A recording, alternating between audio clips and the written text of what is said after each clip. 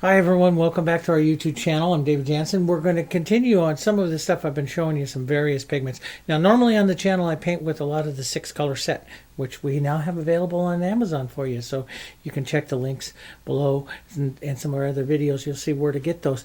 But I want to show you a couple of pigments I've been showing you in a couple of videos. The brown matter and cerulean blue, two wonderful painting tones. And I'm going to paint a simple rose.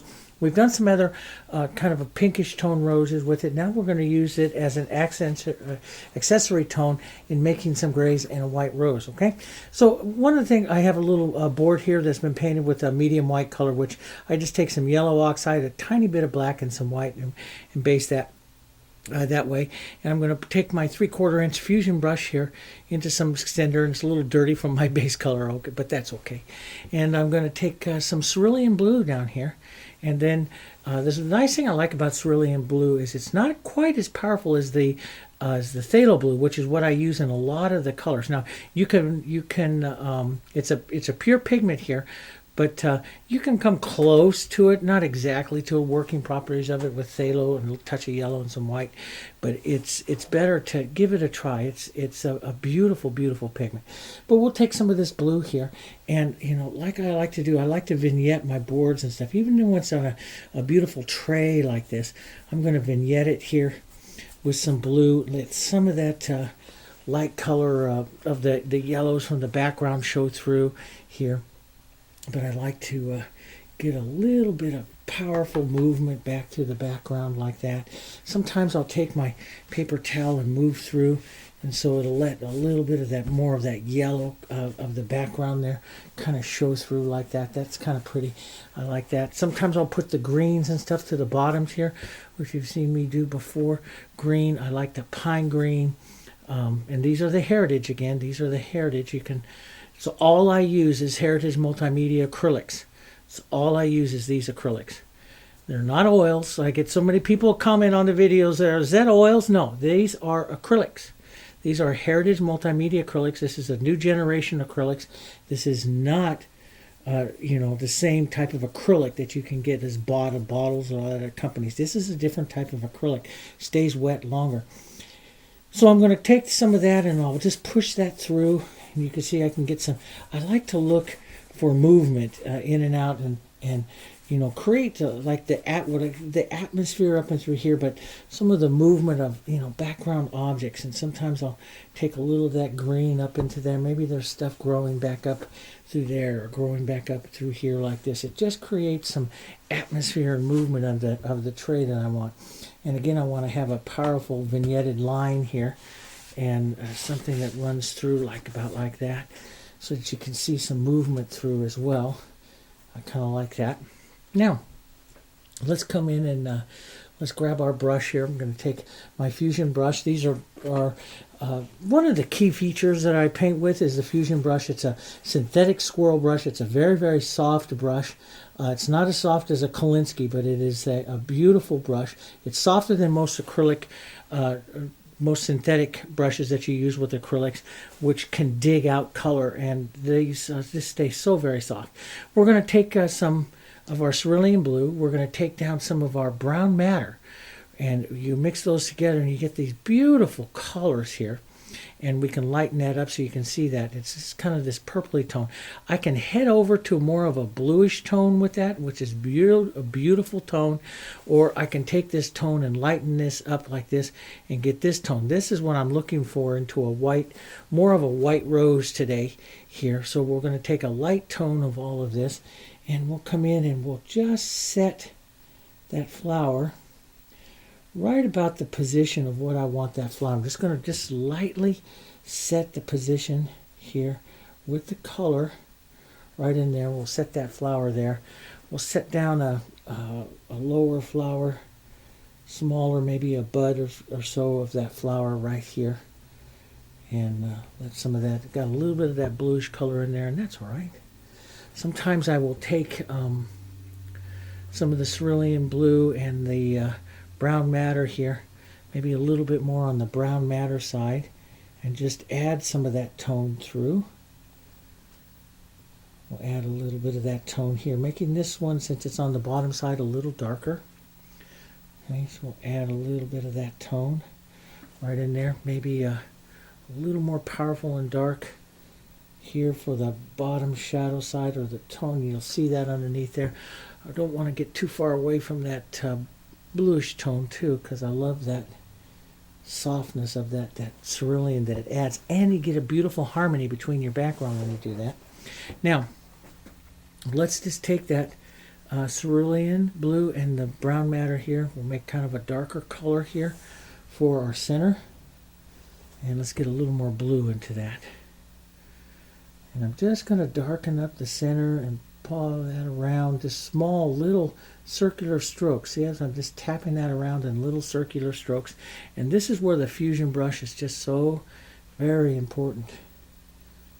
And we'll add a little shadow there to the bowl. And let's turn this one maybe this way. We want to do this one more as a bud, so it's not completely open, more like a juvenile one here. It's a little softer, darker there. And I can pull in and out to soften the edges. I really like to do this when I'm starting out the roses, to keep the edges very soft. I like to control the edges of everything that I paint, so I like to start them out very, very soft like that. Now we're going to actually paint the roses here, so let's come in a little closer this time. And I'll take some white here, and I'll just use the dirtiness of the brush here with some of that white to take that up. Maybe a little bit of that blue in there too. Keeps that I don't want pure white, because I want to save pure white for later. Okay, and I'll come in and put the main powerful part of the bowl petal, where the bowl petal's coming up right up to touch up to that. And then I'll just curve this down. And I'm a big fan of pulling across the bottom like this kind of curve to finding that and setting that bowl. Then we'll pull some this way around. That's pretty good. We'll lighten that. We'll actually darken this down just a bit here. And we'll put some soft movement inside the rose here. But it's a little darker, and then let that kind of fade away to the back there. We do want to keep a bit of that dark there into the center. So sometimes I like to paint, especially if it's a light flower, I like to come back and set the darks in and use those darks to help control the shape of it there. And what I mean by that is, see, I can come in here with the dark and really set that shape of that bottom bowl quite easy after I've established some light. So sometimes I like to do that. But let's go back up here. Let's get our lights and a little bit of that blue into that. Here, we'll come back out here and we'll set our light petals, pulling in towards the bowl, but I'm going to lift off slightly before I get to that bowl so that I have room. And all I want to do is create movement in and out. So sometimes I'll just create this movement. This is where that nice soft brush comes in. If you try this with another brush, it's not going to work. And if you try with another acrylic, it's not going to work. I have so many people that write me all the time, well, I tried it with oils and I tried it with these acrylics, it doesn't work. And it's what I say in all the videos. If you're going to try this kind of stuff, these techniques are built for this paint and this brush. And if you're not using this paint and this brush, you're in for a very frustrating afternoon, I'm telling you. Because their bees are built for it. And so here, I'll put a little bit of light color there. That works pretty nice. And before I move on to some of the shadow side there, I might want to come in and put just another little row of light color there. Just pull that down. And again, just pinch wipe my brush like this. Find that bottom shape of that petal. Pulling up slightly. Letting it grow up there just a touch. We can put a few little movements to like the back petals here if you want. But they can't be as light as the front. They just gotta give an indication of it there. Quick little movement of it. To the other side here, you can take sometimes I'll take just a little corner of the brush here, just so I can just draw the little edge here. Give just an impression of the edge of the petals. It's all you need over there. We want most of that side of the rose to soften out. We'll leave that one for a second. Let's take a little darker color, a little more blue, right back down in here. And we'll come down into this one. So this one will be a little bit darker. Find that bottom of the bowl. Sometimes I do it with the brush, sometimes my finger. Small curved little petals inside here. And we'll go just a touch lighter. We'll watch that lightness there. We don't want to go as light as that light there. And if we want more of a bud, we've got to oval this up just a bit more. So I'm just going to push that color around. This is nice about why the acrylics stay so wet so long. I can push those around here. And we'll just pull down. That's a little light, so we'll grab a little blue and a little cerulean, light cerulean, and a little bit of our light brown matter there, and knock it down a bit. Give just an idea of an outside petal there. Don't want to go too far with this one yet. We can have the petals a little lighter here to this side, so don't want to get that too much. I want to keep it more of that bud shape, just a bit more of that bud shape there. Let's build this big one up again.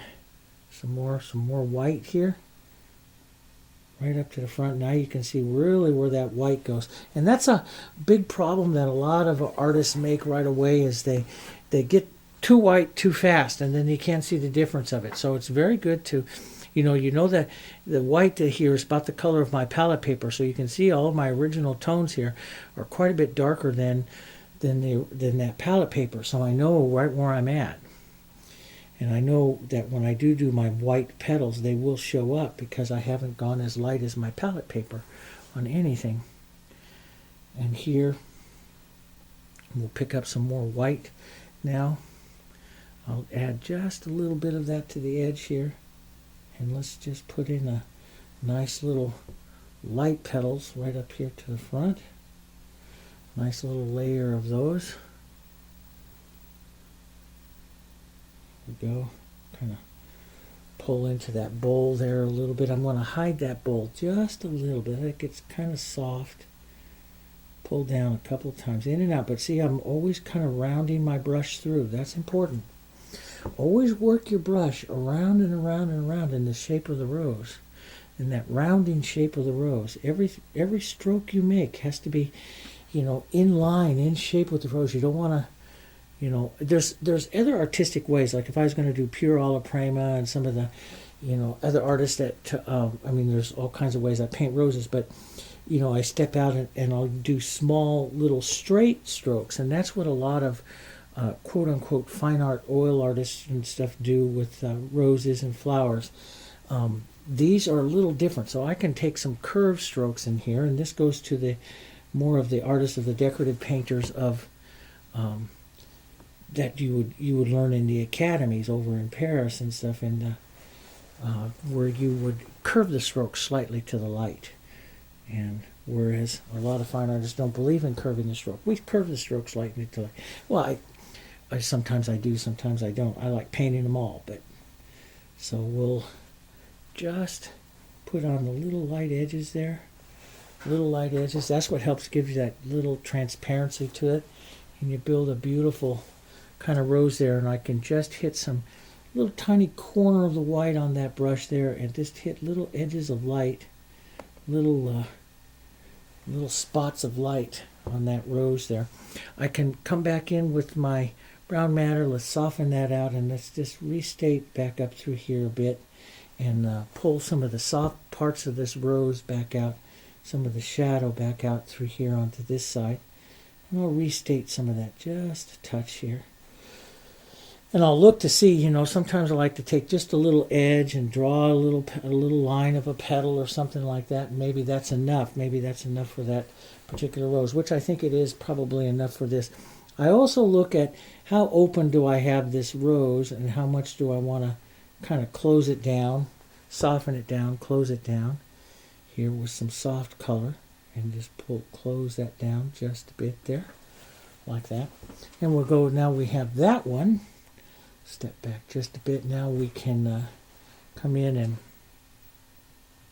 finish up a little bit of the light here onto this one. here. Keep this one more. I won't make it, it's just like a bud that's beginning to open, the rose that's beginning to open up a little bit more here. So let's just put in an angled petal here maybe. And when it's a bud opening up, that angled petal reaches around the back just a bit more. And the center's a little bit more oval. Here. There, like that. So that gives it a little bit more of the rose bud shape. And we can't get as light, but we can, as that. And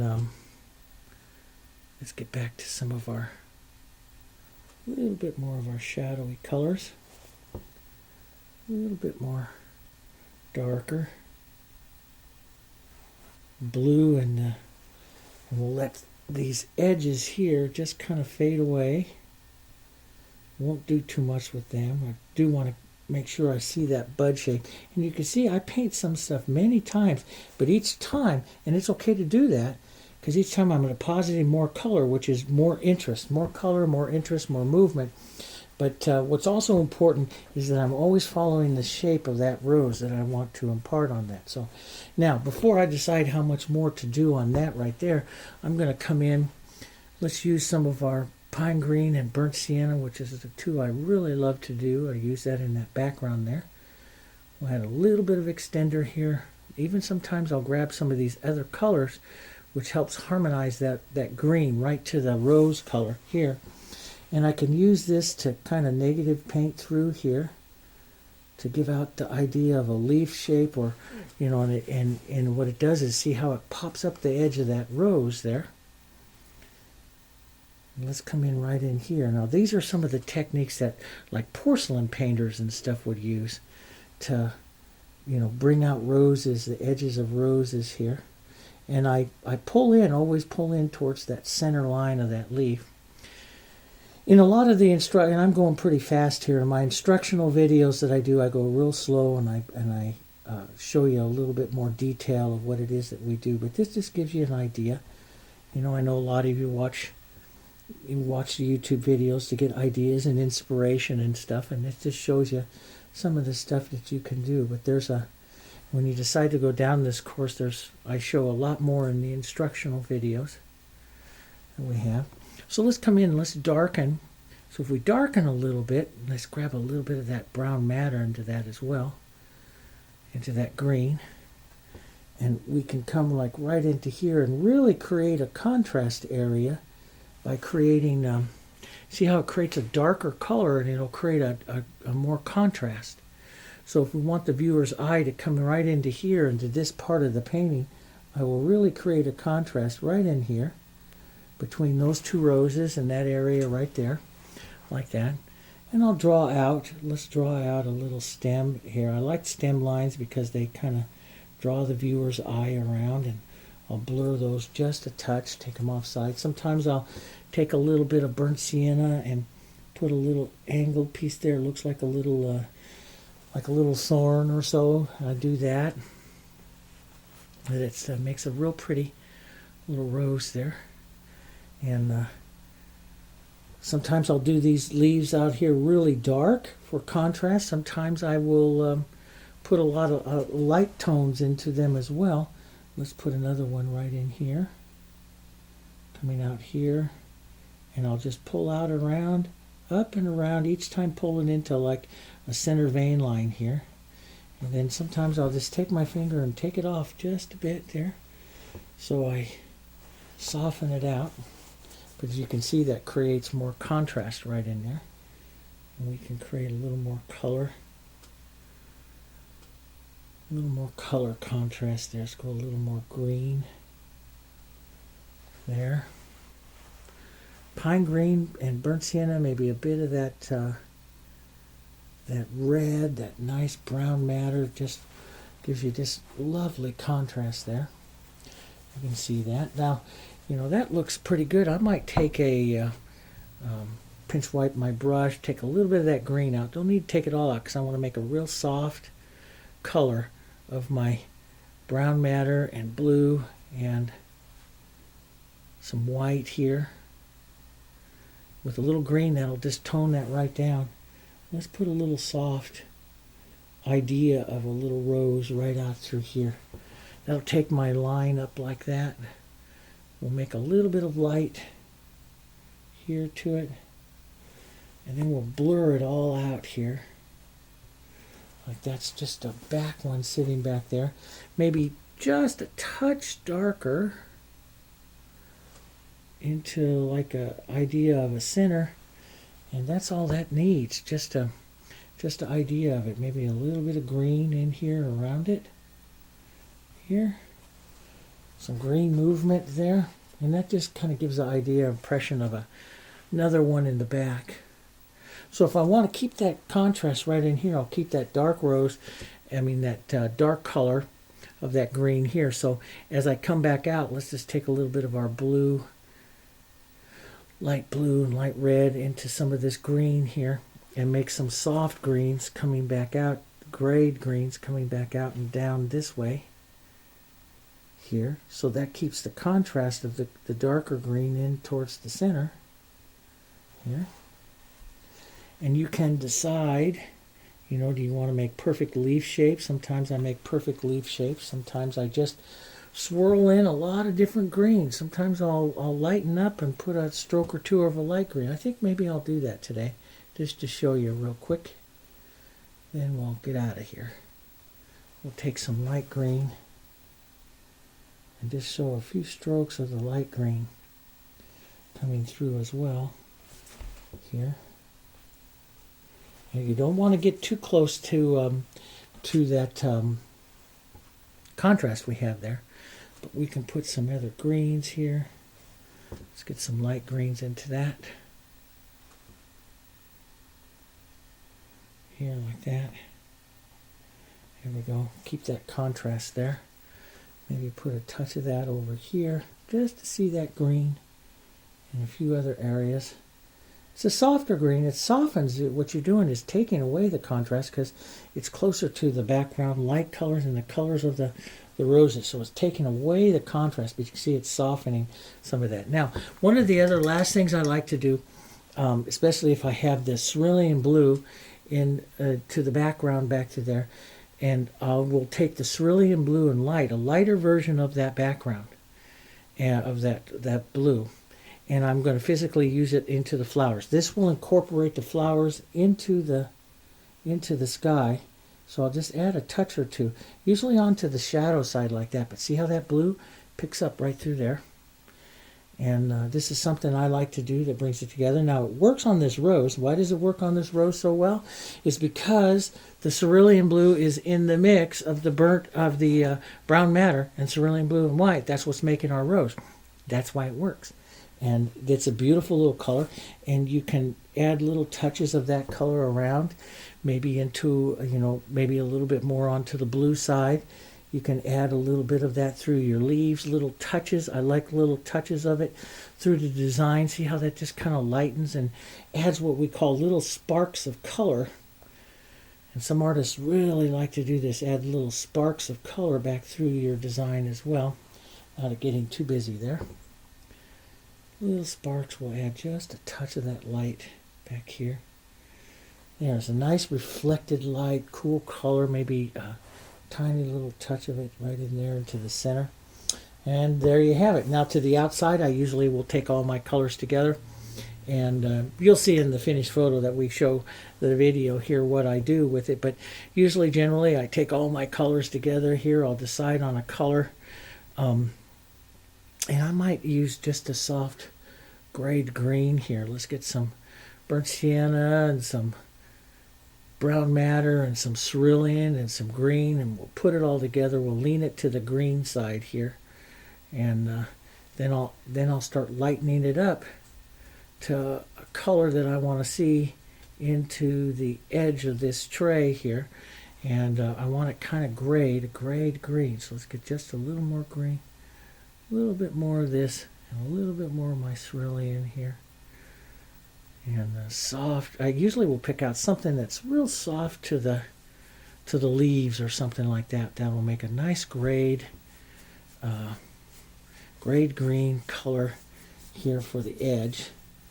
And that'll be pretty. That'll frame that up really nice, and maybe make a lighter version of it, a nice lighter version of the rose, a pinky kind of rose color right in there for the edge. So you'll see what I decide on in the video, okay? But you don't need to see all of that. Thanks very much for joining me. If you have any questions or anything, you can always comment on the video. Comment on the videos down there. And then make sure you hit subscribe to us. Hit subscribe so we get more subscribers. We need that because that gets our videos out there even further. And also, if you have any kind of questions or anything like that, you can comment, but you can also find us by clicking some of the links that we have in some of our descriptions to go over to the store or something like that. We have a heck of a lot of stuff. And we're now doing online live classes where you can add some, ask us some questions. Check out our page and look for those online live classes, and you can ask me questions as we're painting. And I usually try to keep the online live classes to about 2 hours or so you have lots of time to catch the class and watch it for a little bit. Okay, thanks very much. I'll see you in some of the other videos. Till then, you have a great painting day. See you later. Bye bye.